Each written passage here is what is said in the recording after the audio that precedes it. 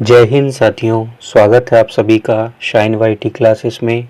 Hindi short hand की practice dictation 100 शब्द प्रति मिनट गति से डिक्टेशन 5 सेकंड में शुरू होगी। स्टार्ट। जलवायु परिवर्तन की चुनौतियां मानवता के लिए शुभ संकेत नहीं है। विराम। तमाम प्रयासों के बावजूद वर्ष 2024, अब तक का सबसे गर्म वर्ष रहा। विराम। इतना ही नहीं, यह पहला वर्ष होगा, जब दुनिया का औसत तापमान पूर्व औद्योगिक स्तर से 1.5 डिग्री सेल्सियस ज्यादा दर्ज हुआ। विराम। इस तरह वर्ष 2024 अब तक के सबसे गर्म वर्ष के रूप में दर्ज हुआ। विराम। यूरोपीय जलवायु एजेंसी कोपरनिकस ने नए वर्ष के पहले ही हफ्ते में इस बात की पुष्टि भी कर दी। विराम। यह बहुत चिंताजनक स्थिति है। विराम। वर्ष 1850 से वैश्विक तापमान के माप की शुरुआत हुई। विराम। तब से संग्रहित आंकड़ों को देखने और तुलनात्मक अध्ययन के बाद इस दिशा में सक्रिय एजेंसियां इस निष्कर्ष पर पहुंची कि वर्ष 1850 के बाद से अब तक का सबसे गर्म वर्ष 2024 ही रहा। विराम। बीते वर्ष के महीनों पर निगाह डाले तो चिंता और बढ़ती है। विराम। वर्ष 2024 में जनवरी से जून तक का हर महीना अब तक का सबसे गर्म महीना रहा। विराम। वहीं जुलाई से दिसंबर तक, सिवाय अगस्त के, हर महीना 2023 के बाद रिकॉर्ड स्तर पर दूसरा सबसे गर्म महीना रहा। विराम। कोपरनिकस जलवायु परिवर्तन सेवा के अनुसार, पिछले वर्ष यूरोप में सूखा, जंगल में आग, बाढ़ और रिकॉर्ड गर्मी का भी सामना करना पड़ा। विराम। हालांकि अमेरिका का लॉस एंजल्स अभी भी आग के कारण बहुत बुरी स्थिति में है, लेकिन विडंबना देखिए, इस मुहिम का अहम सदस्य अमेरिका ही अब उससे अलग हो गया है। विराम। वहां नए राष्ट्रपति के रूप में शपथ लेते ही डोनाल्ड ट्रंप ने पेरिस समझौते से अपने देश के बाहर होने की औपचारिक घोषणा कर दी। विराम।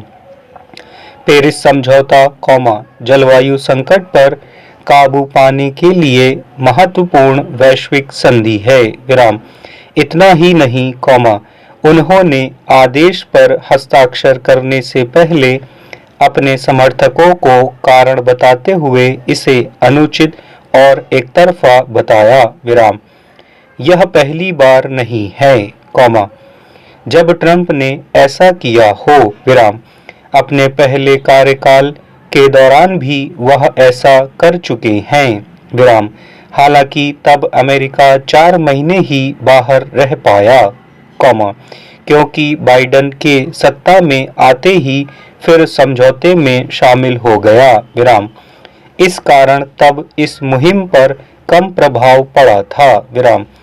यह भले ट्रंप की चालाकी हो, लेकिन वैश्विक स्तर पर इसका अर्थ यह हुआ कि अमेरिका को अब अपने ग्रीन हाउस गैस उत्सर्जन पर वार्षिक आंकड़े जारी करने की आवश्यकता नहीं है। विराम। यह जलवायु परिवर्तन संबंधी वास्तविकता और आंकड़ों को जुटाने के लिहाज से घातक होगा। विराम। साथ ही, इस दिशा में वैश्विक स्तर पर उठाए जा रहे कदमों की पारदर्शिता में भी कमी तय है। विराम। निश्चित रूप से यह निर्धारित या सुनिश्चित करना भी कठिन हो जाएगा कि दुनिया समग्र रूप से ग्रीन हाउस उत्सर्जन में कमी के मामले में किस तरह और कितना आगे बढ़ रही है। विराम।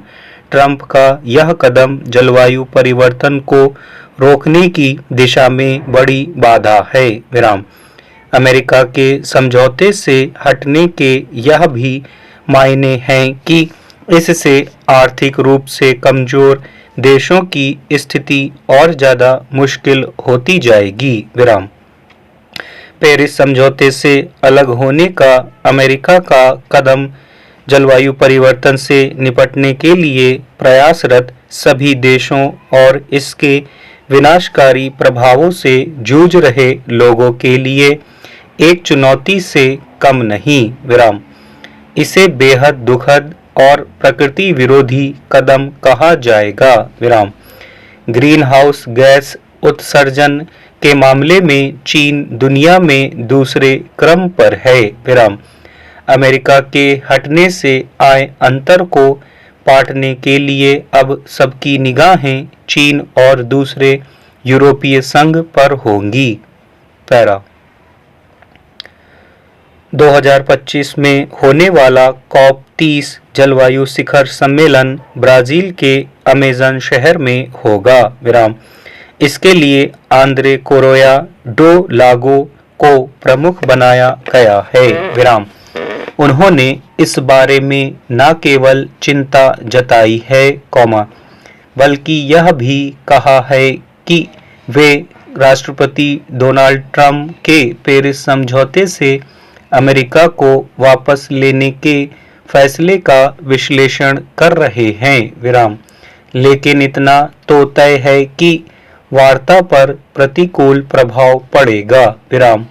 यह भी कि अब विश्व को ग्रीन हाउस गैसों के सबसे बड़े ऐतिहासिक उत्सर्जक देश ने एक दशक में दूसरी बार जलवायु परिवर्तन से लड़ने के वैश्विक प्रयासों से ही जैसे बाहर कर दिया है। विराम।